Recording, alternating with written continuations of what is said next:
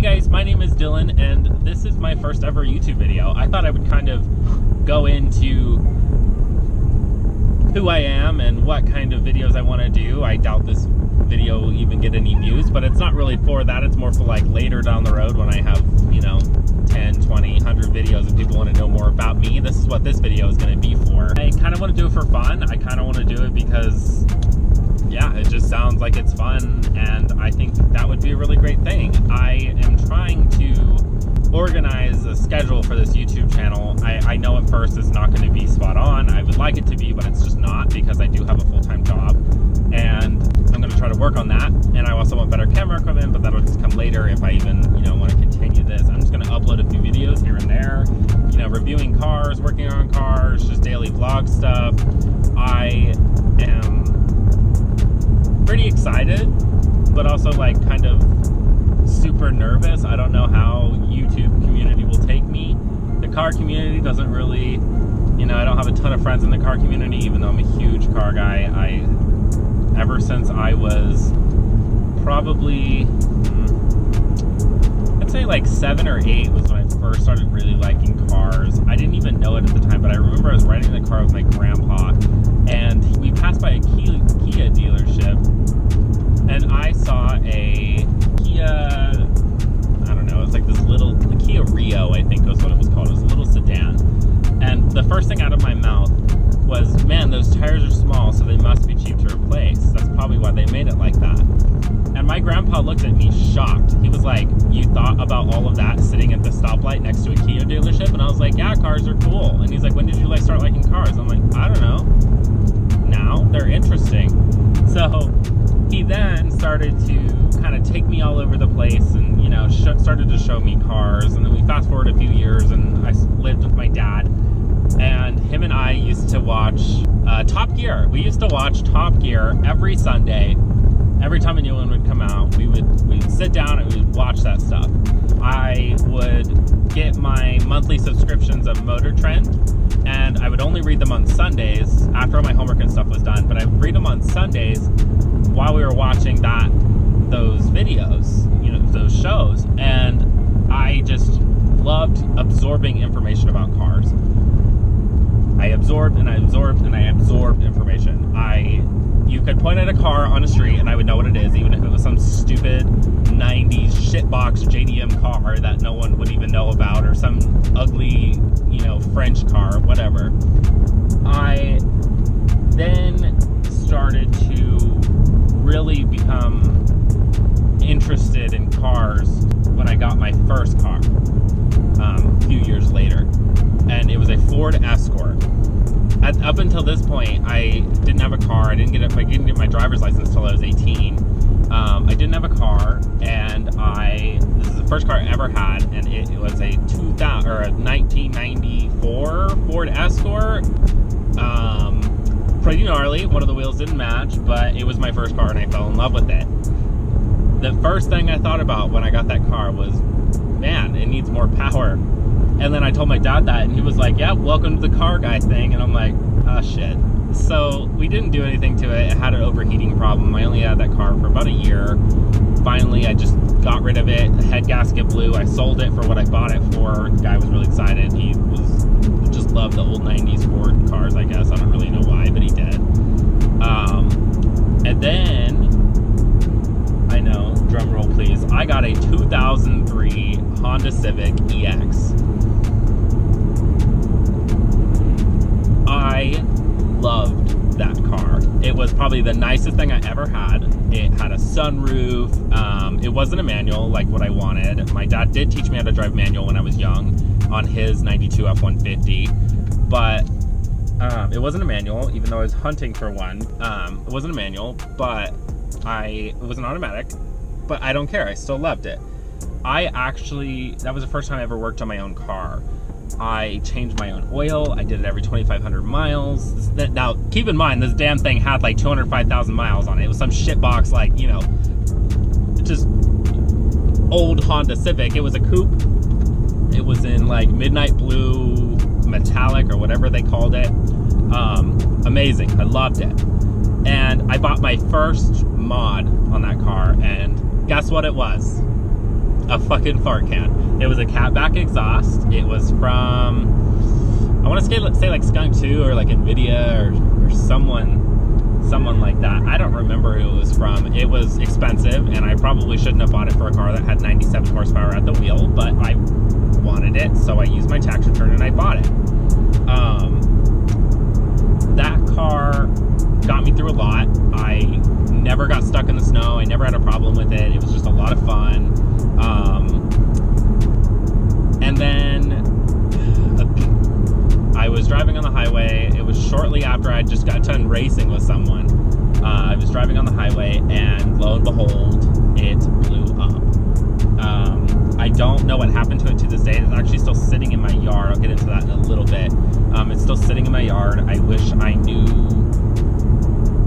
I had taken a little bit more time to figure out what was wrong with that car before I was so quick to buy another one. I then was forced into a 2012 Toyota Camry because I needed to build my credit. Couldn't get anything else, unfortunately. No bank would approve me for any FRSs or Hyundai Genesis Coupes or any of the stuff that I was thinking about, because it was all in the same price range. None of them would approve me for it, but what they would approve me for was a Toyota Camry. It was an SE. I act like I hated that car the whole time I had it, and I didn't. I really did like it because it was just very cheap on gas, very cheap to insure, very cheap car payment, very reliable. I never had a problem with that car. I changed the oil in it every 3,000 miles like normal. Very cheap to put oil in it. It was a good car, and it lasted me, and I have a lot of good memories in that car because it was 4 doors and 5 seats, and at one point I had like 8 people in the damn thing. It was a lot of fun. And then I decided that I wanted to buy what I wanted to buy in the first place. So I went to a Ford dealership because they had a 2015 Subaru BRZ. It was fully loaded. It was car sliding a little bit. It was a manual, fully loaded. Loved it. One little problem. It was $22,000 because it had 60 miles on it. And I was like, I guess they used it as kind of like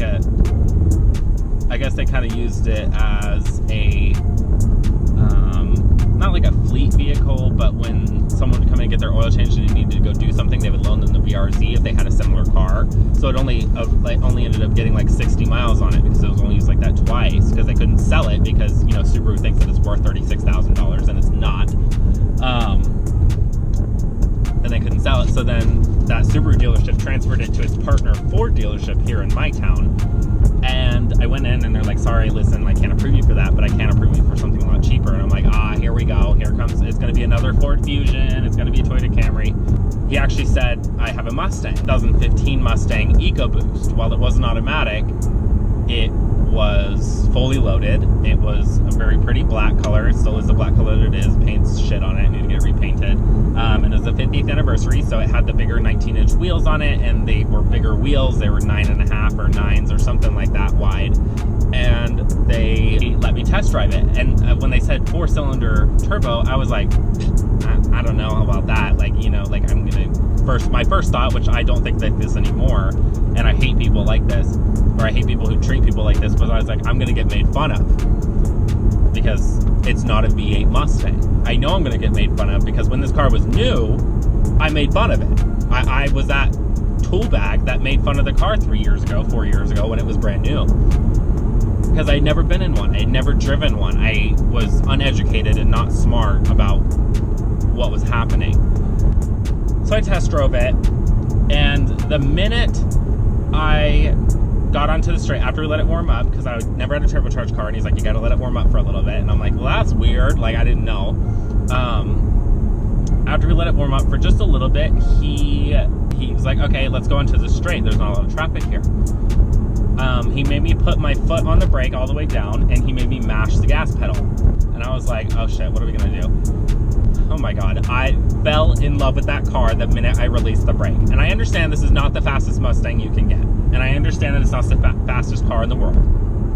but it's my car now. I can tell I'm paying for it. I love this car. Yeah, I just fell in love with it, I guess, and I ended up signing the papers that day. I gave them the down payment, and I drove off the lot with it. And ever since I bought this car, I was like, man, I want to start a YouTube channel with this car. I want to do a build with this car because it sounds like a fun thing to do, which leads me to this. Here I am on YouTube, finally, almost 9 months later, finally starting after tons of, no one will watch you, no, you don't have the right stuff. Fuck that.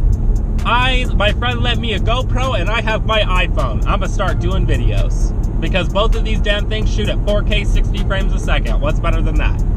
So here I am, 9 months later with the car, enjoying it a lot. It's not great in the snow, which it's not that it's not great in the snow. It's just you have to go slow, just like anything else, but you have to go extra slow in it because I am not on winter tires. I am on Toyo Proxys, and the operating temperature of these damn things is like above 40 degrees, and it is currently 28 outside. So yeah, I could probably step on it right now on the highway going 60, and I'll probably get a little squirrely in drive, like not even in any sport modes or anything. But I don't know. I guess that's kind of just like my car story. But I am just really excited to do this YouTube video. And I know that this is going to be super long. I'm trying to wrap it up here at the end. I know it's going to be super long and kind of a lot, but that's fine. Whatever. I am just stoked to start this. And I guess what I can do is... Oh, I just hit a bird. I fucking just hit a goddamn bird. That's disgusting. Yeah, I guess I can kind of go into like my plans with the YouTube channel. So bringing back up my little Honda that I had, it's still sitting in my yard, as I said earlier, and I miss that car a lot, and I really want to bring it back to life, but I kind of want to bring it back to life differently. I am torn. I want to get it back up and running as fast as possible and just do a budget build on it because I only paid like $1,800 for the car. Oh, this is a turn and it's very snowy. We need to slow down. I only paid like $1,800 for the car, and I just don't want... Can we be quiet? Road, please? And I just don't want to drop a ton of money on it. But on the other hand, I'm like, well, this is one of my favorite cars I've ever owned, and here I am, I'm trying to resurrect it. I feel like I should do it some justice. So I'm torn on manual swapping it and doing, well, it's going to be manual swapped either way. Manual swapping it, putting the original D17 back into it, and boosting it. Now, if you guys don't know anything about Hondas, that D17 motor can boost it all day long. It's not going to make a lot of power. It's not. You'll spend $3,000 on a turbo kit and you might get like 250, 300 horsepower out of it, maybe. That's probably not even safe numbers. Or I could do the thing that everyone does with their cars, and I could K-swap. I could K-swap it. The K-swap is, I've done the math, and it would be about $10,000 to $12,000. That's a lot of money. What? But the reason why I want to just boost the D17 is because, even if it makes 160 horsepower, that's a lot. That's a huge jump from 90 horsepower. And like, I'd be happy if it broke the 130 mark for torque, because it only makes like 68 torque right now. Pound feet of torque, 68 torques. I don't know how you say that. But I don't really know what I want to do. If anyone watches this video, I would love to know your opinion down below. Obviously, I'm going to do all supporting stuff either way I do it, so keep that in mind. This is strictly down to the motor and transmission. Also, a benefit of doing a K-swap is I can do a 6-speed instead of a 5-speed, and because I don't really want a 5-speed, because I don't really want to sit at like 3,000 RPM on the highway with a turbocharged motor and it being boosted, because it will drone like a piece of shit. Anyway,